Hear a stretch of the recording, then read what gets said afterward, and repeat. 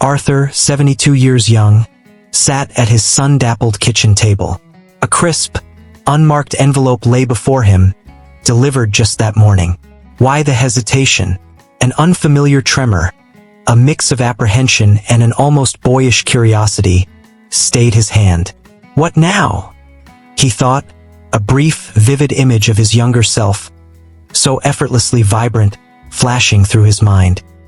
He found himself more often these days in moments of Arthur's reflection, considering friends and acquaintances. Some, bless them, were still remarkably spry, full of life and vigor. Others, however, seemed to be fading, their light dimming with each passing season. He recalled a recent, slightly melancholic chat with his old friend David. "It's like I got old overnight, Arthur," David had lamented, his voice heavy. The words had stuck. Was it truly just the luck of the draw, this stark difference in experiencing longevity after 70? Or was there something more to it, something one could understand, perhaps even influence? Each year now felt more precious than the last, a gift to be unwrapped with care. The letter remained untouched. Our bodies are incredible. They often send out subtle signals, little whispers about our future health, messages about how long and how well we might live. What if you could learn to read them? This isn't about succumbing to fear or dwelling on the inevitable. No, this journey, the one we're about to embark on, is about embracing the wisdom to live fully, to seek out a truly vibrant life. It's about understanding 7 key, scientifically proven signs that can offer a glimpse into your own unique path. Are you ready to listen to what your body might be trying to tell you? Arthur took a slow breath. He finally, decisively, pushed the letter aside, still unopened. A thought, clear and strong, formed in his mind. Perhaps there are other messages I should be reading first. Messages from within. The crisp white rectangle could wait. Its secrets were suddenly less pressing than the ones his own life might hold. He rose and walked towards the window, the morning sun warming his face. His gaze fell upon his neighbor, Frank, out for his usual, painstaking attempt to retrieve the morning paper from his porch. Frank's slow, visibly hesitant steps, each one seemingly a monumental effort, caught Arthur's eye, sparking a new, insistent line of thought. It starts with how we move, doesn't it? Arthur mused aloud to the quiet kitchen, a flicker of understanding, the first hint of a clue, already dawning. Sign 1. The rhythm of your stride, more than just a walk in the park. That musing, it starts with how we move, doesn't it? Echoed in Arthur's mind as he continued to watch Frank. A bittersweet memory surfaced, sharp and clear. Years ago, he and his beloved late wife, Clara, hiking through the national park. They'd been full of energy, their strides light and synchronized, easily outpacing almost everyone on the trail. The sheer joy of it. Now, seeing Frank's shuffling, uncertain gait, a sudden, poignant pang of concern struck Arthur. A concern not just for his old neighbor, but, if he was truly honest, for himself. He couldn't help but wonder, could my own steps, once so sure, now be betraying my future? Frank's difficulty was undeniable. His steps were short, his pace frustratingly inconsistent. Arthur could almost feel the breathlessness Frank seemed to experience, even from this distance. It was a stark contrast to how he remembered another contemporary, Joe. Joe, always with a spring in his step, still moved with an undeniable vigor, his posture upright, his walking speed a testament to his active lifestyle. It's a simple thing, isn't it, the pace at which we walk? Yet, it's a surprisingly powerful reflection of our overall health, our muscle strength, the condition of our joints, our cardiovascular endurance, and, remarkably, even our cognitive function. Arthur vaguely recalled reading somewhere that a noticeable slowdown in walking speed, a change in gait, could indeed be an early warning, a quiet alarm bell. A knot of anxiety tightened in Arthur's chest. Am I slowing down too, without even realizing it? The question, once formed, demanded an answer. He wouldn't just sit and wonder. No, with a newfound resolve, he decided to test himself right then and there. He stepped out into his modest garden and began to walk, not a leisurely stroll, but a brisk, purposeful circuit. He focused intently on his stride, on his posture, on the rhythm of his movement. Yes, there was a slight stiffness in his knees, a whisper of resistance he hadn't noticed before. But alongside it, something else surged. A powerful wave of determination. This wasn't a defeat. It was information. And the best part? This is something you can absolutely do something about. If you've noticed your mobility changing, your pace faltering, don't just ignore it or chalk it up to getting older. See it as an opportunity. Start by weaving more movement into your daily routine. Think short walks, perhaps around your neighborhood or even just inside your home. Consider simple strength training exercises to support those vital leg muscles. What about balance work? Even small things like choosing stairs over the elevator when possible can make a difference. Arthur nodded to himself, a plan forming. Small changes, he thought. I can do small changes. He made a mental note to take the stairs later that day when he went to the community center. He wouldn't let himself slide into that downward spiral of reduced strength. As he completed his garden walk, a subtle flush of exertion on his cheeks. Feeling a little more confident, a touch more in control, Arthur flexed his hands.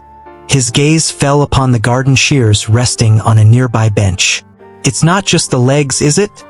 He murmured, a new question already taking shape. What about the strength in my hands? Clara always said you could tell a lot about a person by their handshake. Sign 2. The power in your grasp, what your hands reveal. Clara's words about handshakes echoed Arthur's own new question about the strength in his hands. He picked up the garden shears, testing their weight. His grip felt adequate, but a flicker of doubt, a shadow of what it once was, touched him. He remembered his father, a carpenter by trade, a man whose hands were gnarled and strong. His handshake, it was like gripping solid oak. A man's grip tells his story, Arthur. His father used to say, his voice firm but kind. Now, a little later, preparing a simple lunch, Arthur found himself struggling for an unexpectedly long moment with a new jar of pickles. The lid, usually a trivial opponent, stubbornly resisted. Frustration, sharp and unwelcome, flickered through him. Am I losing that part of my story? He wondered, the stubborn jar suddenly feeling symbolic. It was a disconcerting thought. This personal, slightly vexing experience stood in stark contrast to his friend Robert. Robert, a vibrant 78-year-old, was a marvel. He still actively helped with projects at the community garden, his grip firm and unwavering as he handled tools or offered a welcoming hand. His energy was infectious, and it makes you think, doesn't it? That simple power in your grasp, your grip strength, is actually a key indicator of your overall vitality. It speaks volumes about your muscle health, the state of your muscle mass, and even how well your nervous system is functioning. A weakening grip isn't just an inconvenience. It can be a quiet signal of impending frailty, or even an increased risk of certain chronic conditions. It's about so much more than just opening jars. It's about maintaining your independence. A wave of genuine disappointment washed over Arthur.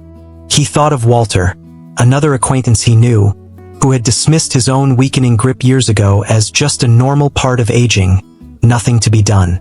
Walter had, over time, become increasingly frail, his world shrinking with his strength. Arthur felt a surge of resolve. No, he thought fiercely. Not me. That's not going to be my story. He rummaged in a drawer in the garden shed and found it an old, slightly faded tennis ball. An idea sparked. And here's the empowering truth. Muscle loss, that weakening, isn't irreversible. You can take steps, real, tangible steps, to rebuild and maintain your strength no matter your age. Think about incorporating simple hand exercises into your routine. Squeezing that tennis ball, for instance, or using hand grippers, gentle wrist curls, perhaps while watching the evening news. Even consistently carrying light weights or engaging in activities like gardening can make a significant difference. Arthur squeezed the tennis ball, feeling the muscles in his forearm engage, a small protest, then a flicker of returning power. A faint smile touched his lips. Every little bit counts, he affirmed to himself. Later that day, while in his living room absently practicing squeezing the tennis ball, His mind on other things, Arthur's foot caught the edge of a loose rug. He lurched, catching himself just in time, his heart suddenly pounding against his ribs. "Whoa, that was close," he breathed, a little shaken. He stood still for a moment, acutely aware of the near fall. "My balance," he thought, a new, urgent question surfacing. "It's not just about strength in my hands or legs, is it? How steady am I, really?" Sign 3, your steadfast stance, the quiet strength of balance. The jolt from his near fall stayed with Arthur long after his heartbeat settled. How steady am I, really? The question echoed louder than he cared to admit. Balance, it's something we all take for granted, until it starts to slip. A memory surfaced. Last summer, little Lily giggling in the garden. "Don't wobble, Grandpa," she chirped as he attempted a yoga pose beside her. He'd laughed then. Now it stung. Right there in his living room, he tested himself, stood on one leg. Within seconds, he lunged for the back of a chair. That cold rush of vulnerability flooded in. Is this how it begins? He thought of Carol, the serene yoga instructor at the community center. Her movements flowed effortlessly, grounded in control. And then there was Nancy, who openly avoided activities that challenged her balance, her world slowly shrinking. That's the thing, balance isn't just physical. It's a mirror of reflexes, brain function, and muscle strength. Shockingly, being unable to stand on one leg for 10 seconds can actually signal higher risks for cognitive decline or shortened lifespan. And one serious fall could change everything. A wave of frustration rose within Arthur. Am I becoming one of those wobbly old men I used to pity? He remembered his grandfather's fall, how quickly independence had been lost. "No," he muttered, "not me." Then a memory sparked. Carol once mentioned Tai Chi. Slow, mindful movements designed to build stability. And here's the good news, balance can be rebuilt. It's never too late. If you found yourself reaching for furniture, stumbling when turning, or avoiding uneven paths, now's the time to act. Simple exercises make a real difference. Stand on one foot while brushing your teeth. Walk heel to toe in a straight line. Try Tai Chi or gentle yoga. It's not just about strength, it's about regaining trust in your body. Arthur tried again, this time near a sturdy bookshelf. He lifted one foot. 1 second. 2. A slight wobble, but he held. "Better," he whispered, a flicker of pride warming him. That night, though, sleep didn't come easily. The events of the day stirred in his mind, the stumble, the memory of Lily, that determined moment near the bookshelf. The numbers on the bedside clock glowed back at him. 2 a.m. He turned again, unsettled. And then, a thought surfaced quietly. Is a restless mind as telling as an unsteady body? Another question, another piece of the puzzle, and perhaps another beginning. Sign 4.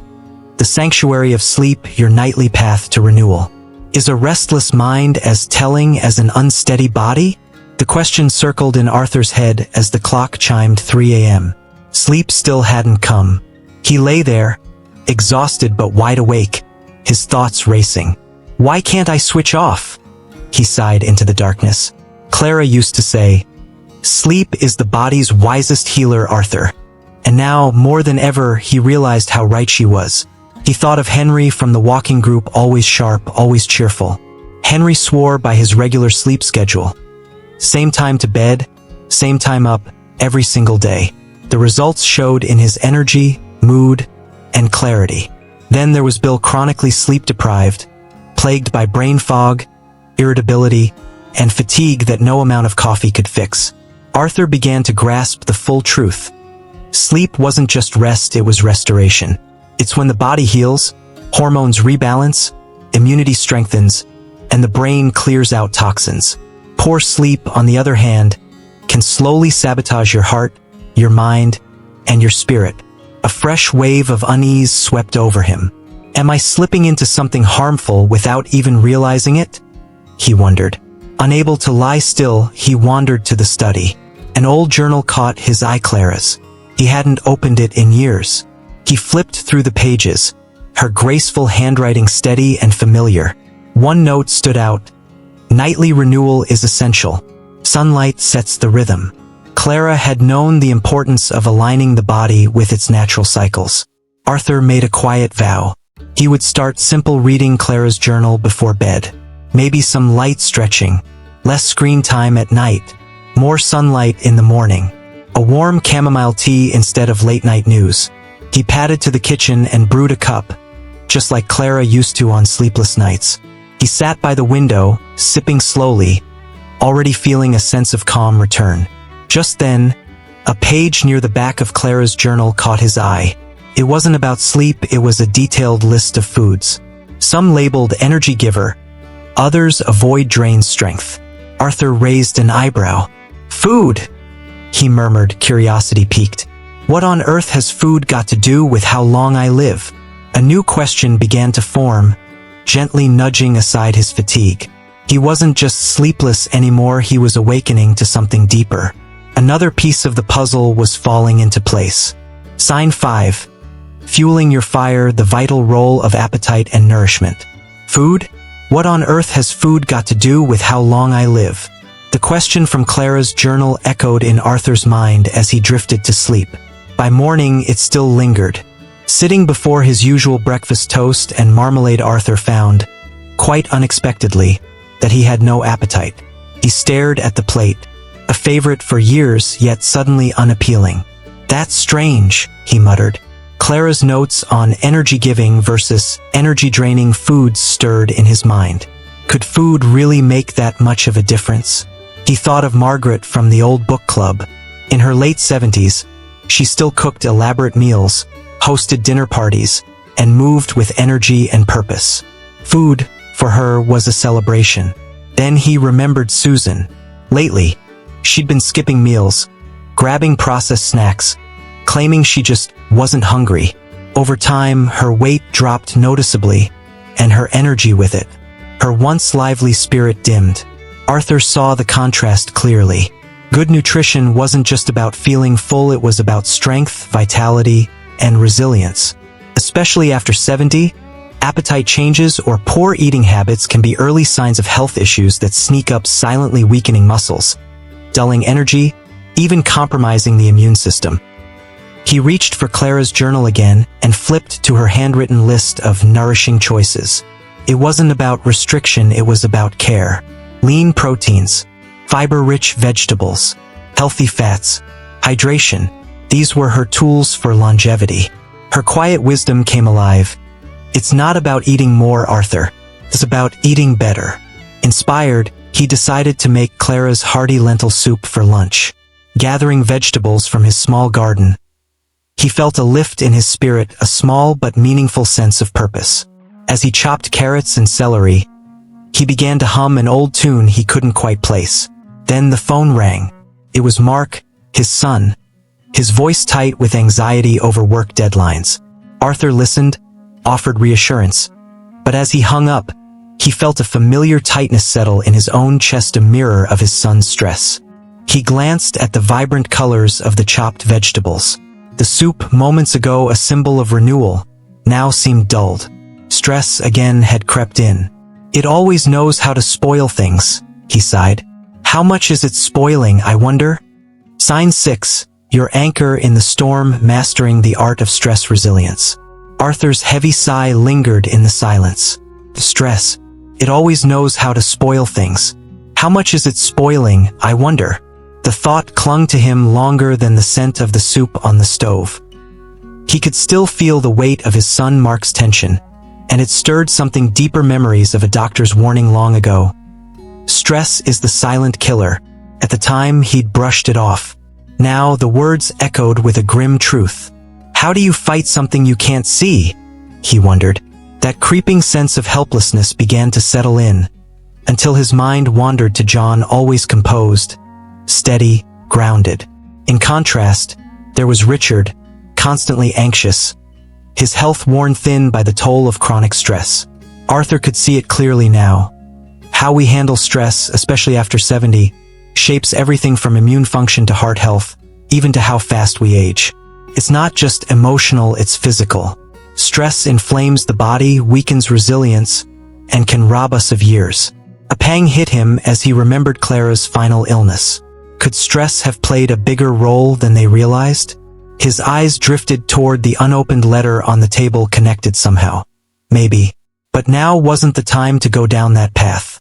What mattered more was calming the storm within. Then he remembered something Carol, the soft-spoken yoga instructor, had said. Your breath is your anchor. Simple but powerful. Arthur closed his eyes and inhaled slowly, exhaled even slower, again and again. A tiny release of tension in his chest. A faint loosening of the invisible grip that stress had on him. Managing stress, he realized, didn't require dramatic change. Small, consistent actions could shift everything. Deep breathing, gentle movement, a short walk, laughter, talking to a friend. These weren't luxuries, they were lifelines. A few minutes of mindful stillness, a moment of presence, could begin to change the narrative of his day and his health. As he opened his eyes, feeling calmer, Arthur's gaze fell on a photo on the mantel. Him, Clara, Eleanor, and Barbara, smiling at a summer party long ago. A warm nostalgia wrapped around him. Then came a quiet question, catching him off guard. Barbara, I haven't spoken to her in ages. Does that matter too? Yes, it did. Just as much as the breath he was taking now. Sign 7, the tapestry of togetherness, weaving strong social threads. The question lingered. Does that matter too? Arthur couldn't shake it. A photograph of laughing friends Barbara, Eleanor, and himself had stirred something deep. Barbara, once the vibrant heart of every gathering, now lived alone in a too-quiet house. When had she become so withdrawn? And more importantly, was he quietly slipping down that same path? He thought of Eleanor, still socially active, involved in her community, surrounded by laughter and connection. In contrast, Barbara's world had grown smaller. Her isolation mirrored declining energy and health. It was a sobering realization. Strong social ties don't just enrich life, they extend it. Research shows that close friendships and community engagement help protect against depression, cognitive decline, and even heart disease. Loneliness, Arthur now understood, could be as harmful as any chronic illness. A longing for connection rose within him, but so did resistance. It was easier to stay home, to let time pass unchallenged. He remembered every call not made, every invitation turned down. Yet, just as quickly, Clara's memory surfaced, her laughter, her gatherings, her belief in community. She had shown him how friendships could carry a person through life's most difficult moments. No, Arthur said aloud, a quiet firmness in his voice. It's time to weave, not unravel. And so he made a decision. He picked up the phone, the same one he'd used to call his son earlier, and dialed Barbara. Her voice was surprised at first, hesitant. But as they spoke, something shifted. They laughed, they reminisced, and for nearly an hour, they reconnected. When he hung up, Arthur felt lighter, more alive. He looked again at the unopened letter on his kitchen table, the one that had once filled him with anxiety. Now it seemed smaller. Whatever it contained, he felt ready. Not because the fear had disappeared, but because he had changed. Bit by bit, day by day, he'd reawakened a sense of agency, of meaning, of human connection. But first, before facing the letter, he smiled and reached for the phone once more. Let's see if Eleanor's free for a walk. Because sometimes, healing doesn't begin with answers in an envelope. It begins with a phone call, conversation, a walk shared between old friends. And in that moment, Arthur understood. The richest parts of life aren't sealed in paper, they're written in companionship, laughter, and the courage to reach out. That call with Barbara and the promise of a walk with Eleanor filled Arthur with a warmth he hadn't felt in years. The once feared letter on his table now seemed insignificant. Over the past few days, he'd faced his fears about walking, balance, grip strength, and rediscovered the power of sleep, nutrition, and connection. These weren't warning signs, but guiding lights. Thriving after 70, Arthur realized, isn't about fearing decline, it's about listening to the body, making mindful changes, and embracing life with intention. The unopened letter still sits there, but Arthur's future? It's already unfolding with every step, every smile, and every moment shared. What about you? Which sign speaks to you most, and what small step will you take today?